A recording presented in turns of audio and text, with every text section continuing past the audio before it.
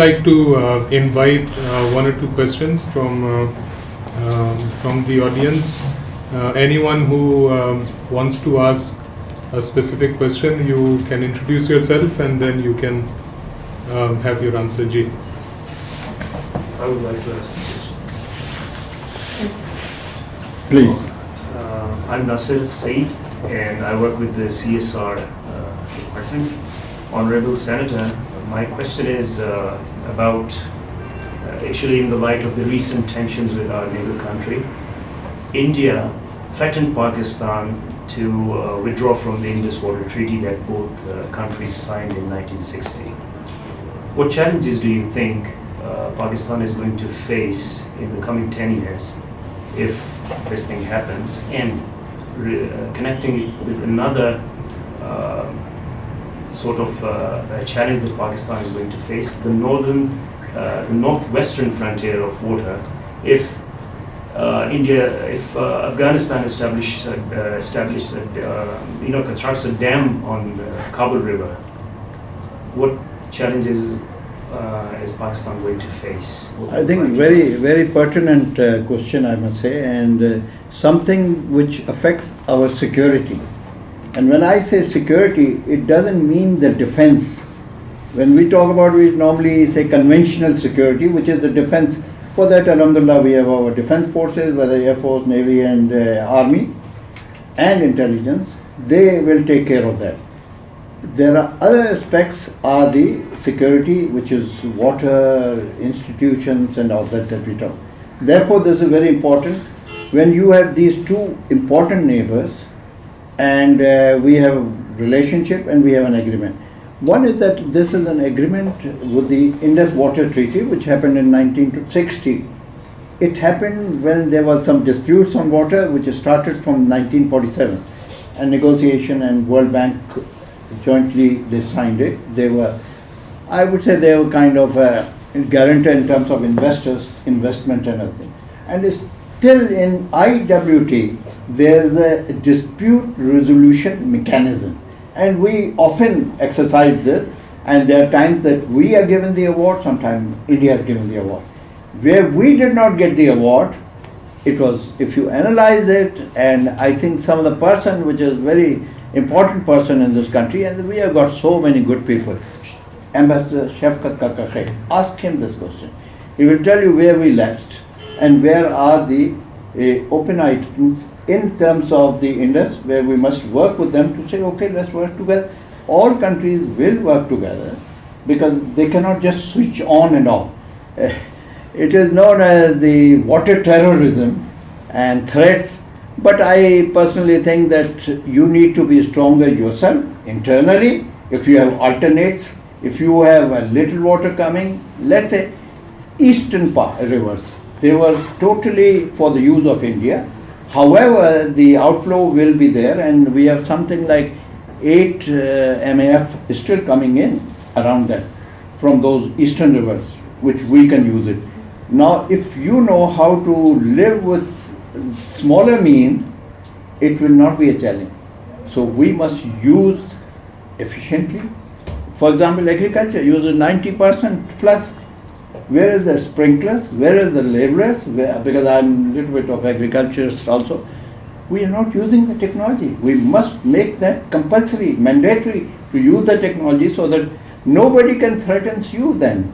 You work with them, that's one. Of course, Afghanistan, I think we missed the point. Water was flowing and we thought this is not an issue. India went in because they are business minded. They went in, they saw the opportunity, and whether they use it properly or not, that's an entirely different issue. Afghanistan, they made Salma Dam there on Kabul River, which was coming. Kabul River doesn't come just because of this Kuna River, but it comes from their western neighbors, their northern neighbors. So they use that. Now the Shatut is going on. We must not talk about division of water, because we can always say we'll stop whatever the cost may be. What is this? Which is the river? Kagan? No, Swat River is going there. We should not talk this. We should say, okay, let's work together and reap the benefits of water. You produce during the time when winter, you see we have seasonal differences of the flow between Afghanistan and Pakistan. When they need it most, we don't need it. So they use it and then we use it, and this is all come with the negotiation. There is not a single thing of the world which cannot be resolved by sitting across the table. And I think all nations, because there is a pressure on the leadership of their own people also. If we are 220 million, there are 1.3 billion people, there is a pressure there also. So I think let's sit down together. I'm not worried. Let's strengthen our own internal systems. That's important. We have one more question. Yes. My name is Savishaz and I am an MPhil scholar at Pakistan Institute of Development Economics. Sir, my question is about the Kalabagh Dam issue. How can we address it? Because since it has become a socio-political issue for so long. You come from an excellent institute, PIT as they call it, and I think it's all about economics. Yes. It's all about sitting together and resolving the issues. We have passed the Kalabagh. Kalabagh has not received the consensus. Even during my parliamentary committee, there was no consensus. And interestingly, we were from different provinces in that. And yet there was no consensus. So it was decided that there is a consensus, Basha, let's do it. Now there's one other thing we need to understand. Why do we also need to build the new dams? Because there is a sedimentation. Sedimentation in these rivers, and sedimentation which means that it will reduce the level of storage, and because the sediments are there and it decreases the level of storage. So therefore you need to build so that one day these will become the run of the river. Now if you look at Kalabagh and you look at Tarbela, there was in the times in 1960, earlier there was a talk about the Kalabagh being built. However, President Ayub Khan at that time, for various reports that he may have got, he decided to leave the downstream and build the Tarbela instead. So Tarbela was built. Now there is another thing. Now if you see the Tarbela, its capacity will be reduced. It can be maintained if you make Kalabagh, it doesn't affect. Tarbela will become run of the river, which means the sedimentation will completely float and water will keep flowing and go to the Kalabagh. There's another thought and there's another plan, is that if you build the cascading effect of the Indus, and what is this cascading is that if you build the structures ahead of Tarbela, that means if today you have Tarbela, there's one ahead of it is Dasu. Ahead of that upstream is the Amir Basha. So these are the three. Okay. Now if you build Dasu, you build Basha, then you do two things. One is that you are going to get the water storages which is needed, which we needed. Second is that you will also need the electricity. Hydel electricity is cheaper. Do you know that out of the total hydel potential that we have in the country, we have only used 11%. Can you imagine? Or maybe now it has become 18. The numbers may vary to that extent because I can't remember when I read it, and maybe the numbers have changed. Another thing, the data we talk about. If I go to a meeting like this, I want to see my numbers. Where is the data which I can say, believe me, you have to look at, you made a presentation, whose presentation and which institution? I think so, that's the data. Coming back, there is a hydel potential which we must use. There is electric energy. Now the point is that we have already embarked and we have agreed Damir Basha, in between Dasu, and in between there is another place on way to Kilgit. There are two other such dams. So you have cascading effect. When you have cascading effect, Tarbela's life will also increase. That is the plan that we are pursuing. Kalabagh is, to me, two things. It is history, because we are already building up the other dams in the Indus cascading effect. Secondly, there is no consensus. The reason the parliamentary committee took that And you will be happy to hear that all the chief ministers at that time and the federal government approved that consensus decision made sitting in the Parliament of Pakistan. But implementation is the issue we talked about. Our speed of execution is so slow that it is sickening sometimes. And one feels responsible because at the end of the day, we all are part of a problem. Let us be part of the solution. And the solution is not to look back, look ahead, build the dams in the manner that it has a cascading effect. Sedimentation will increase the life of Tarbela. And of course, Mangla. I'm happy participated in Mangla's extension, whereby we had 2.9 MAF by raising the Mangla, just the walls, by raising the walls. It was an intelligent decision. And there was a lot of political disagreement for which I was assigned to sort it out with different people. We did it. It was not, WAPDA was to do it, but the political consensus had to be built up. We built it, 2.9 MF made, Mangla and Jhelum, water is utilized very well. So I think let's do this. Let's look at the positives in the society which we have done. We have done a lot of good things. Just pick it up and let's do it. One more question. My question is, what do you recommend in policy about the groundwater use, because the groundwater level is decreased day by day? Very, very important. The groundwaters, out of the fresh water, which is only 3% globally, the groundwater of that 3% is 30%. And 0.3 is the one which you see, the surface water. So groundwaters is the reservoirs.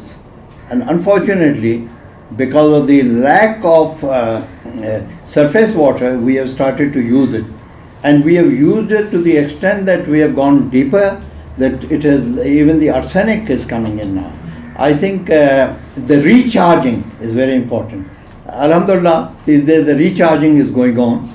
The nature is recharging. We have not done. Nature is helping us sorting out our problem. But I think the surface water and the groundwater is very important, and for that we must have more focus. We must have the authorities to really manage that, and what we manage is by recharging. There's no other way, is that what they call judicial use. I think if you look at the SDGs, let me not make a mistake on that, because these are SDGs. And I think there's one SDG, let me look at my notes where I thought the SDGs are important. And they were, let me see which one, which SDG was that? Safe drinking. Yeah, it was the SDG 6 for water, but SDG 12 is very important. And I like this, responsible consumption and production. Where is our plan for this? I think on every SDG, every country has to submit to the United Nations. I think I would like to know myself. If I don't know, I think we must all. I can't share with you, unfortunately. But I think this is important. Of course, the climate act. Where is the life below water? That's important. We don't think about the life below water. We don't talk about we only talk life on the land. There is the food for the people of Pakistan. For these 220 million people, where the food is all going to come through the agriculture? No, it's the sea, the marine, and also the fishes. I think that we need to, and therefore I would like to remind myself that we must use the delta. Indus Delta is a huge one, and there is a life there, and that could be food for us. If we protect and therefore the environmental flows have to be there. At that time we got 2 studies done, environmental, by the Parliamentary Committee on Water Resources. I was told later on, because we moved forward, that those studies were done and they were implemented. And those are the environmental studies that you have to leave the water to the delta, so that the life on the river, on the water should also be there. Because life is what? That's for us, economically. And there will be a lot of jobs, there will be also the people will eat it. Coming back to your question, again, if you have the charging like that, then I think we will have less pressure on the fresh water, and seawater will be using, one by desalination, the other is by way of using the food from that source.